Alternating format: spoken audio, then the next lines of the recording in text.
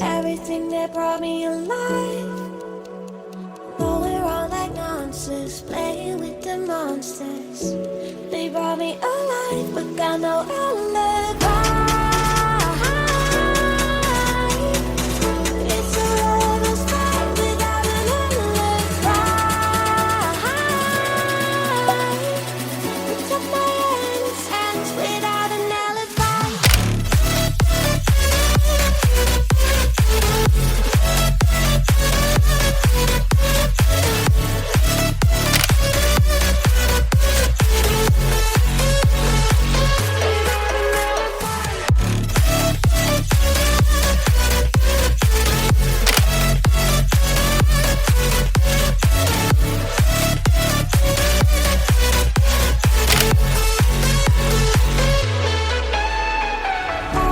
Smoking gun, you got me on the run. We know that will come. We're out up till dawn, but how can I hide it without an alibi? It's a lover's fight without an alibi. Took my insights. I can't wait no longer. Ben ritrovati ragazzi in questo nuovo video, nuovo backstage. Andiamo a scattare assieme la modella Tania e andiamo a provare questa nuova lente decisamente molto interessante, lente per i tratti 75 mm f1.2, quindi una lente decisamente molto luminosa per fotocamere APS-C, quindi attacco e matto, ma è disponibile già da un pezzo anche per fotocamere della Fuji. Come avete visto nella prima parte che ti ho già caricato, abbiamo utilizzato una banalissima fotocamera, la più economica delle APS-C ZV-10. Tutte le foto che hai visto sono state scattate utilizzando l'apertura massima 1.2 e poi nei prossimi video andiamo a utilizzare anche altre fotocamere e proviamo anche a testarlo con un'apertura decisamente un po' più chiusa, giusto per rendere le idee più chiare. Abbiamo già fatto alcune prove, quindi poi a fine video ti dirò cosa ne penso proprio di questa nuova lente della Viltrox, ok? Prima parte luce naturale, adesso la seconda parte andiamo ad aggiungere un semplice flash, la D100 Pro, ok? Giusto per tutti gli appassionati che mi seguono, che utilizzano il flash. Ok ragazzi, quindi seguimi fino alla fine. E cosa molto importante, usciranno altri video dedicati proprio a questo obiettivo perché è decisamente molto interessante, oltre ad essere molto economico perché il prezzo attuale è di 550 euro e per le prestazioni che avrai con questo obiettivo è decisamente l'obiettivo che fa per te, te lo dico già in anticipo. Quindi ti aspetto alla fine del backstage.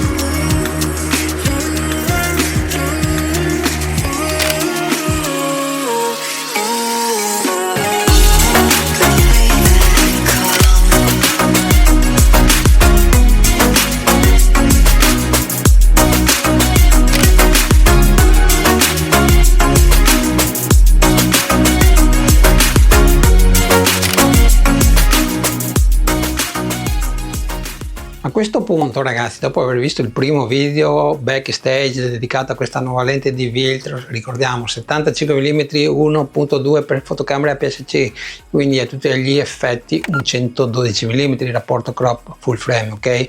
Voglio sempre ricordarlo, f1.2 è un f1.8, praticamente è come andassi a utilizzare il mio 135 della Samyang sulla mia Sony A7C, ok? Quindi lo stacco è molto vicino per quanto riguarda la profondità di campo e anche il bokeh molto bello, ok? Quindi un obiettivo che vi vado a consigliare. E cosa molto importante ragazzi per quanto riguarda la nitidezza, così me la tolgo subito dai piedi. Allora, io ho scattato appositamente f1.2, non sono un ossessionato della nitidezza, comunque f1.2 ti dico che al centro è più che nitido, ok? Va più che bene, ovviamente l'andiamo a perdere durante proprio i bordi della foto. Comunque giusto compromesso secondo me quando devi ottenere una foto più nitida è quella di scattare f1.8 f2, ok? È la soluzione ideale, cosa che io penso farò quando andrò a utilizzarlo proprio con la 6007. L'ho sfocato, ce l'abbiamo bello e interessante lo stesso. Detto questo, cosa molto importante prima di addentrarci su altri aspetti che riguardano proprio questo obiettivo, volevo parlare anche della costruzione. Nulla di nuovo per chi conosce già questi obiettivi, però c'è qualcosa di nuovo che hanno implementato, proprio per questo si chiama Pro. Come ben sapete, chi è cliente Viltrox, abbiamo un barilotto in metallo e lo troviamo ovviamente anche qui, tutto metallo. L'unica parte in plastica è solamente questa ghiera della messa a fuoco e il paraluce. Due paroline su questa ghiera della messa a fuoco, non è la migliore che possiamo trovare su un obiettivo, però per quello che dovrai utilizzarla in fotografia va più che bene. Ricordiamo che è una ghiera per la messa a fuoco by wire, quindi non è che vai a agire direttamente sulle lenti, è una messa a fuoco elettronica.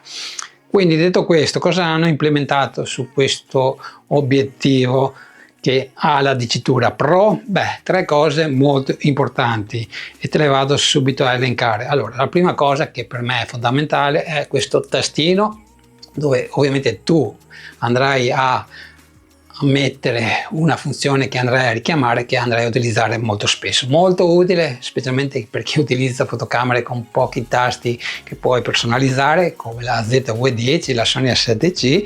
Io personalmente ci metto la possibilità di disattivare il trigger quando vado a scattare con i flash, così vado più veloce a prendere l'esposizione. Poi voi ci mettete quello che volete. Altra cosa che hanno implementato, questo interruttore per disabilitare l'autofocus, cosa che può tornarvi utile specialmente quando scatti contro luce, perché alle volte hai proprio difficoltà a mettere fuoco e quindi lo vai a disattivare semplicemente spegnendo l'autofocus direttamente da questo interruttore. Alle volte magari lo cercavi nel menu e non lo trovavi, come è successo a me. Altro interruttore molto interessante che hanno implementato è quello di abilitare il click sulla ghiera della messa a fuoco, così senti il click, quindi quando vai a spostarla, ogni click che senti stai modificando l'apertura di un terzo di stop ed è decisamente anche molto più duretta, quindi un attrito maggiore, quindi è più difficile che tu la vada a muovere durante una foto accidentalmente trovandoti con un'apertura non desiderata, ok? Se sei un videomaker e hai bisogno di una ghiera decisamente più fluida, puoi spostare l'interruttore e avrai la classica ghiera fluida, ok ragazzi? Tre cose decisamente molto importanti che trovi in questo nuovo obiettivo della Viltrox. Hanno aggiunto nella baionetta, cosa molto importante per me, questa guarnizione di color rosso che serve ovviamente per tropicalizzare l'obiettivo, in questo caso far entrare meno polvere, cosa molto importante. Tra l'altro ho letto proprio nel sito della Viltrox che è anche tropicalizzato all'interno per quanto riguarda proprio il gruppo ottico che troviamo all'interno proprio di questo nuovo Viltrox. Per quanto riguarda la parte frontale, quella più importante diciamo, innanzitutto l'obiettivo è bello pesante, ma sul peso ci torniamo perché abbiamo vetro all'interno, abbiamo un diametro da 77 mm. Due paroline le facciamo anche per tutti coloro che vogliono più informazioni per quanto riguarda la vignettatura. Allora, secondo me tra l'altro è un problema che è inesistente, specialmente quando poi parliamo di un 75 mm, una lente che la maggior parte di voi la andranno a utilizzare, presuppongo, per la fotografia di ritratto, e secondo me la vignettatura dà quel tocco in più alla foto. Molti la vanno poi ad aggiungere anche in post-produzione, e quindi capisci bene. Poi ti dico, tutta onestà, la vignettatura la troviamo anche su lenti premium serie L della Canon e anche della Sony, quando parliamo di un'apertura come 1.2, quindi è inevitabile che non la troviamo anche su un obiettivo così economico, ok? Comunque, se ti disturba, c'è il profilo dedicato, va via su un colpo di click, poi puoi abilitare anche direttamente la correzione in fotocamera e vedrai che già la foto è a posto. Tutte le foto che hai visto, io la correzione per quanto riguarda la vignettatura non l'ho proprio fatta, ok? Ovviamente non ti vengo a dire che man mano che andrai a chiudere il diaframma questo problema va a scomparire. Da quello che ho visto, io non sono stato là neanche tanto a perdere tempo, già f3.5 f quadro praticamente non la vedevo più. Un aspetto non positivo che ti vado a segnalare, almeno questa è la mia opinione di questo obiettivo della Viltro, sono le dimensioni, il volume che va a occupare, il peso che è di 680 grammi. Voglio ricordare che è un obiettivo che è progettato per fotocamere APS-C, quindi un body decisamente molto più piccolo rispetto al classico body che potresti utilizzare con una full frame, esclusa la Sony A7C. Quindi capisci bene che quando vai a utilizzare questo obiettivo, che è molto simile al Sigma 85 mm che utilizzo sulla Sony A7C, utilizzare una cosa del genere su una ZV-10 ti va a sbilanciare tantissimo la fotocamera. Ecco perché io ho utilizzato il cage della Smorig, che ti aiuta un pochettino proprio a avere un'impugnatura migliore e inserire anche il mignolo sotto, e quindi te lo vado a consigliare vivamente. Ti metto il link in descrizione.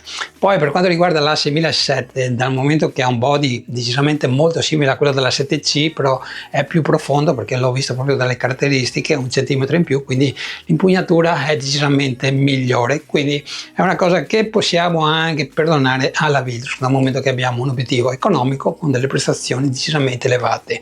A proposito di prestazioni, l'autofocus funziona bene, ha lo stesso motore che troviamo anche sugli altri obiettivi, è silenzioso, io non ho mai avuto problemi. Se lo devi utilizzare anche per fare dei video, ti devi riprendere con l'autofocus, praticamente funziona bene. Poi non mi stancherò mai di dirlo, l'autofocus dipende anche dalla fotocamera che vai a utilizzare.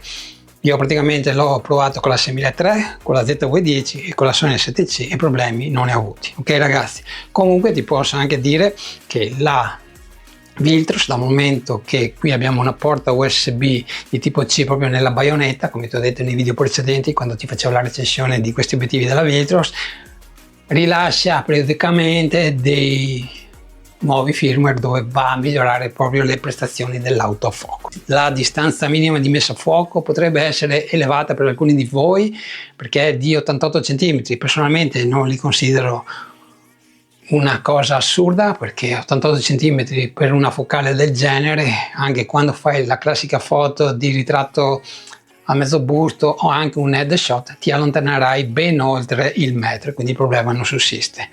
E per concludere, e poi ti saluto veramente, per quanto riguarda l'aberrazione cromatica io non l'ho vista, ho scattato anche controluce e ho guardato bene le foto, le ho esaminate e non l'ho trovata, come non ho trovato la distorsione, almeno il mio occhio non l'ha percepita.